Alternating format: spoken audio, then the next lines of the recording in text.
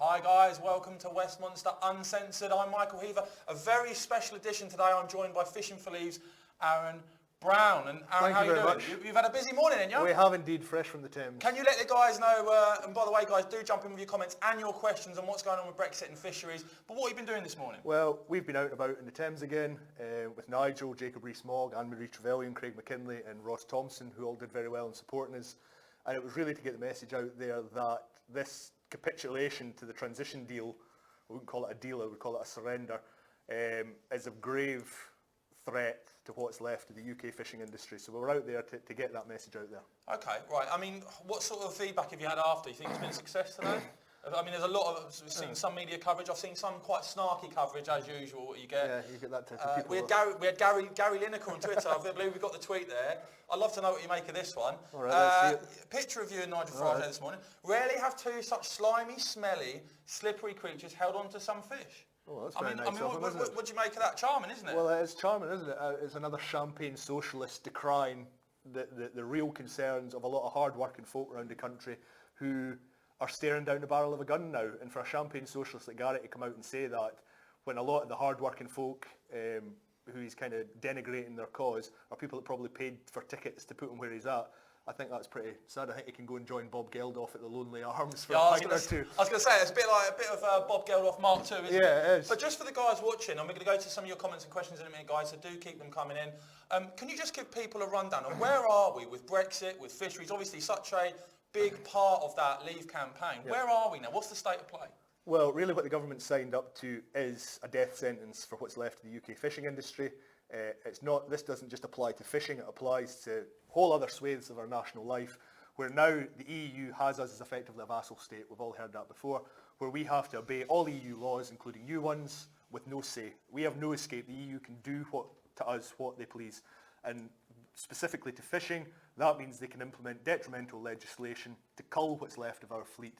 And then they can use international law that says if you can't catch your own fish, you've got to give it to your neighbours. Okay. So the EU's got every incentive to stick the knife in, and there's a whole range of policies, especially the quota system and the discards, that they could really use to screw us over. And then that's it. We'll lose our fishing industry forever. We'll be the first island nation in history not to have a fishing industry. So we know about the long-term plight of the British fishing industry. We've seen the transition agreement, the draft agreement between the European Union and the UK. What do you make of it? It's an absolute capitulation. I mean, ultimately, the only thing that's changed since it was first announced all those months ago is that every single one of the government's red lines has been rubbed out. And of course, we've got the absolutely weak, pathetic excuses of Michael Gove that, oh yes, I promised that by 2021 we'll be out. Well, you promised it in 2019 we'd be out. What effectively the government's done, and Ross Thompson conveyed this well, is we will officially leave the EU under Article 50, and then 2 seconds later we'll join up to a new, worse deal where effectively we're a puppet state. And that's really what the government's capitulated to. And for fishing it's bad, but there's a whole load of other areas. They're trying to screw the City of London as well. So yeah, really this country's staring down a really dark place. Yeah, we've got Mark Taylor. Thanks very much for your comment, Mark, saying giving away millions, not just in money, but also in jobs, not a good move. We've got Leslie on Facebook saying, thank you very much for your comment, Leslie, saying fishing was a major factor for me. We stand by the fishermen. We want out now. Kay, obviously not happy as well, saying this is an absolute joke. We did not vote just to give the EU control of our waters. We should leave now with no deal. Tanis saying we all back you. Lots of supportive comments in it. No. I mean, what would you like to see happen now? Well, now we're going to go in the front foot of the fishing industry and really ramp it up, hopefully again, to maybe another flotilla. Although hopefully it'll be this time. Okay. You come back for another Copperberg and a kipper and a barbecue. Another bite of the cherry there, absolutely. We'll be there, don't worry about that. We'll see if Bob will come out and give us a hand. I'm sure the Gym Palace will be back for another broadside. Yeah, a few more swear words and all the rest of it. Yeah. But I mean, this is critical now. This is critical. Because if this doesn't happen, if this is carried forward, what will it mean for all those British fishermen? Well, if this is carried forward, as I say, what the EU will do is enforce policy that's already in the pipeline, and the main one is this: people need to bear with us. The current CFP hasn't worked because it's a failed policy because of the systems that's there, mainly the quota system. Of course, everybody's seen where fishermen are forced to discard the wrong species of fish that they don't have quota for to find what they're allowed to keep. Yeah. So that's bad for the fishermen because you're having to catch more to land less. It's bad for the environment because you're killing more than you need to. It's totally unsustainable, bad for science. And what the EU's done is said, not address the problem, that their system doesn't work, they're just going to ban the symptom, the discards. And what happens now is when the boat uses up its lowest quota, it has to stop fishing. And that's called a choke species, and of course what that means is folk will have to stop fishing really early in the year. The government has its own reports that show 60% of Britain's fish would go uncaught, a similar proportion of the fleet would go bust because of that. And then obviously the EU's got every incentive to do that, because if we can't catch our fish and are tied up, they can claim it. So we're really in a real bad position here. Lots of comments rolling in here. We've got Leroy on Twitter. Thank you very much for your comment, Leroy. It's a disgusting example of how bad this government is. Megan with an interesting one here. Will CFP transition lay groundwork for permanent membership? This isn't what I voted for. Do you think long term? Well, from speaking to MPs, what they're hugely concerned about, that's a really good question. Well done.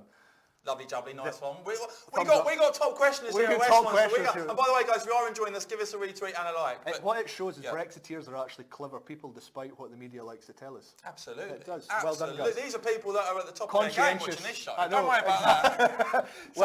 But the serious point here, and there's a lot of MPs concerned about this, and David Davis, Steve Baker, and the rest of the treasonous lot that inhabit Downing Street have skipped round about this. But MPs are seriously concerned because there is no guillotine clause at the end of this transition. There's nothing that says everything ceases to apply like Article 50.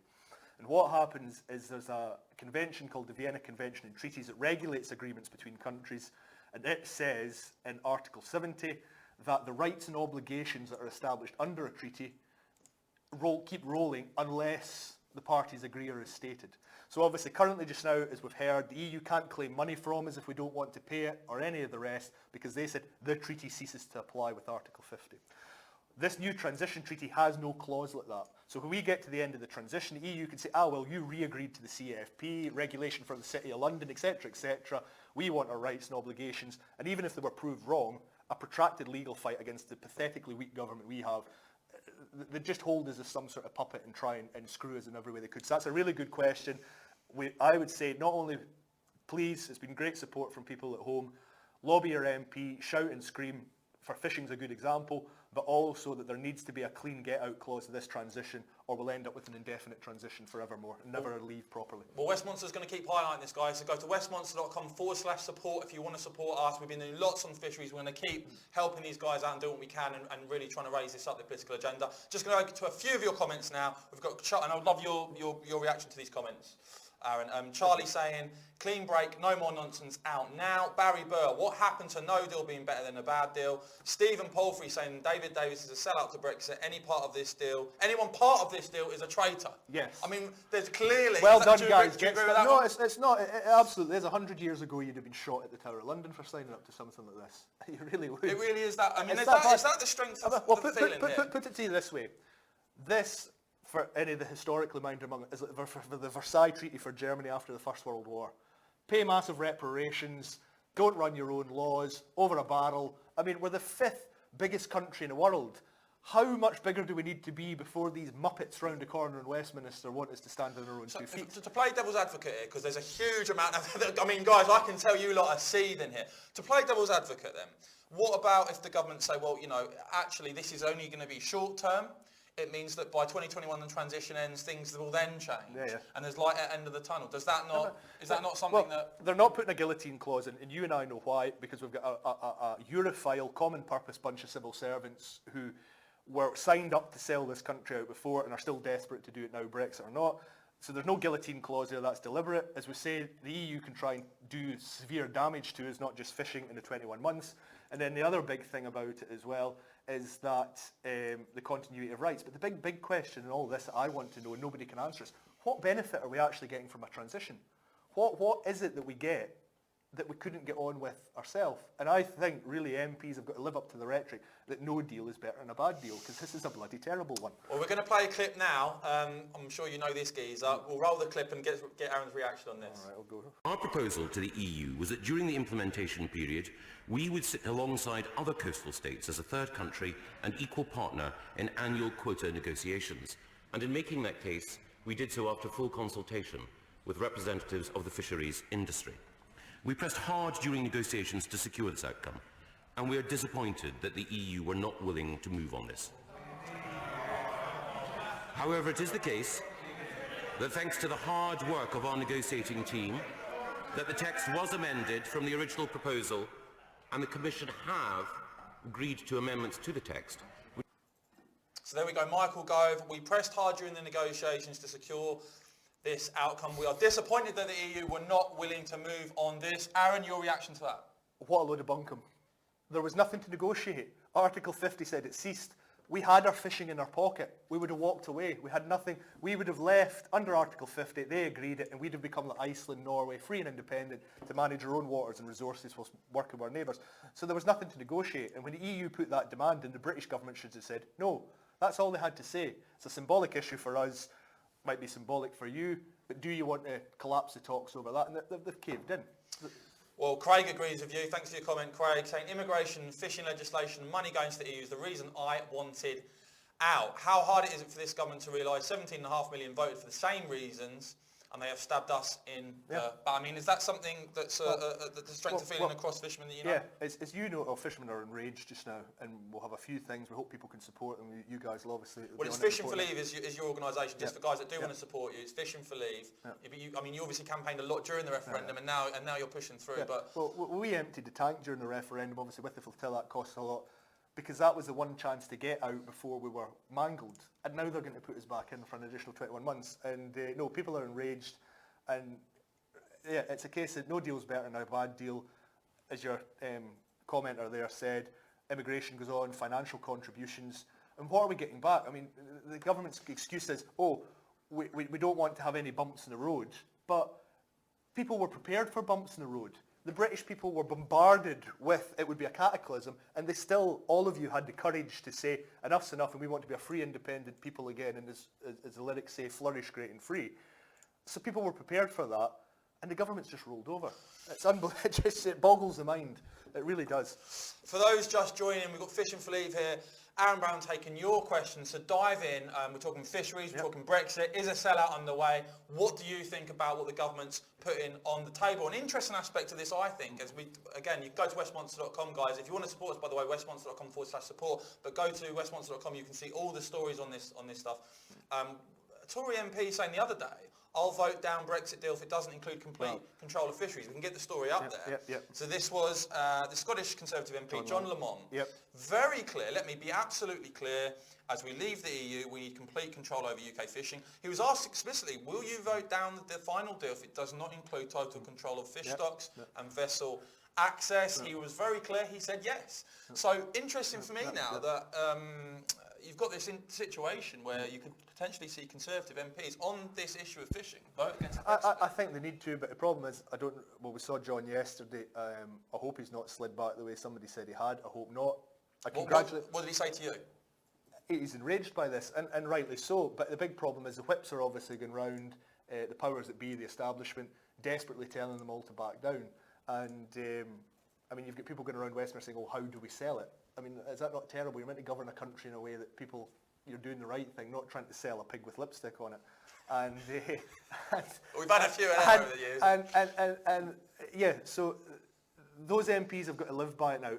Put it this way: Michael Gove should resign over the head of this, out of principle. What benefit does you want him to actually resign? What is the benefit of Michael Gove now staying on, even selfishly for himself? Just look at it from Michael Gove. He's now Ted Heath Mark II for the rest of his life, for very little benefit in return of this deal, whilst if he walked, he would be a national hero. So the MPs have got to stand by, no deal's better than a bad deal, and they've got to put country before party. And if they don't, I hope that the Conservatives and the political establishment are eradicated in coastal constituencies with the same fate that as they've consigned us to. Got some very interesting comments here. You've got a big fan in Robin Martin. He says, like this guy tremendously, talks good sense. He must be talking about you because I'm very much what he's talking about. Sarah King lending her support, saying we're all enraged. I mean, what's your... Is there anywhere to go from this? Are you going to be pushing now to try and change this? Do you think this is dead set? Well, is there anything you can do? Do you think it's dead set because the EU's obviously put it in. It's in the draft agreement. It's in the draft agreement. It's marked down as green.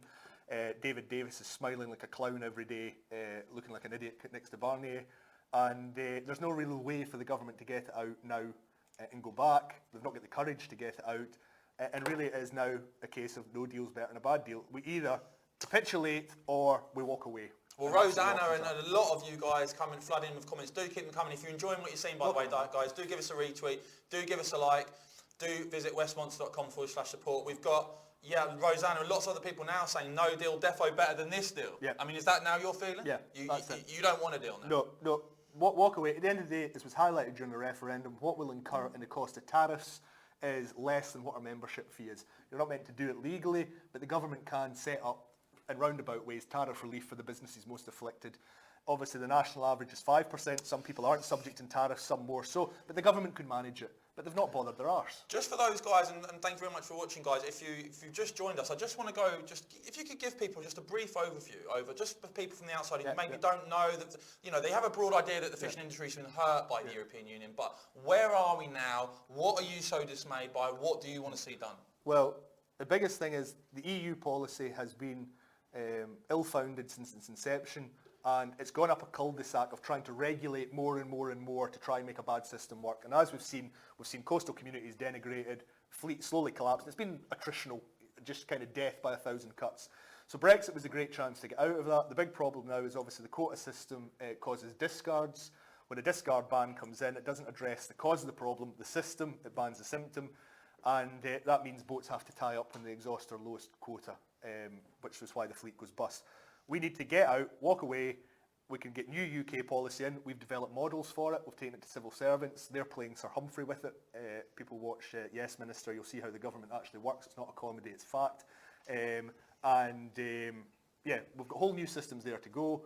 We've been asking the government to pilot new systems, so we've got options there for getting out and put in a new decent UK policy that will take back control of that 6 to 8 billion and manage our resources really well, and we could be a leading fishing nation again. Now, obviously, Gary Lineker ain't a fan, but you were there this morning with Nigel Farage. You were throwing fish into the sea. What can you describe? Why were you doing that? Well, that was to highlight the ineptitude of the current system and how fishermen are forced to throw away half of the fish they catch to find what they can keep to meet bureaucratic targets. So instead of working with Mother Nature and reacting to her, we're trying to hit self-imposed targets. That obviously leads to discarding. And the instance there, that was haddocks. The current if we were an independent state in the English Channel where those fish came from, we should get 60% of the internationally agreed fishing limits. Just now we only get 9% as part of the EU. So fishermen in the southwest are dumping, one boat or one of our guys dumped 600 tonnes of haddock last year. This is an environmental disaster. It's 1.8 million portions of fish. So where are the Green Party and sort of environmental lobby in all of this? Why this is an environmental disaster, isn't it? This is the EU. It is, but they love the EU. But they love the EU. So that's clearly the allegiance that comes first. Yeah. Guys, if you like what you see, do give us a retweet, do give us a like, dive in with your comments, and please visit westmonster.com/support. We need your support. A few more comments now. Paul Wood saying 17.4 million Brexiteers, blood boiling. And he wrote it in capitals. So Paul is clearly very hacked off, and he wants people to know about it. Get stuck in, Paul, my son. Well done. We got Dawn as well saying our fishermen have been betrayed. The plan is to decimate our fleets by quotas and draconian restrictions.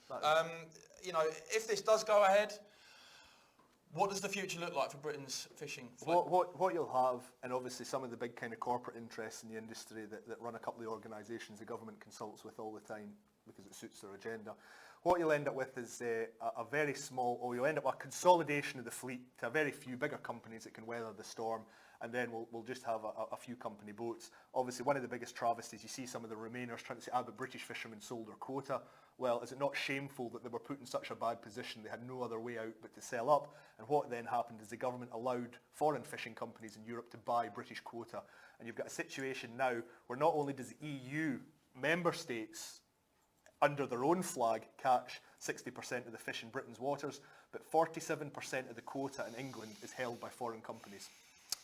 Well, it's not pretty, is it? I just want to finish now, guys. Any more final comments before I'm in? Do give us a like, do give us a retweet, as I said. Do visit westmonster.com/support if you want to support us.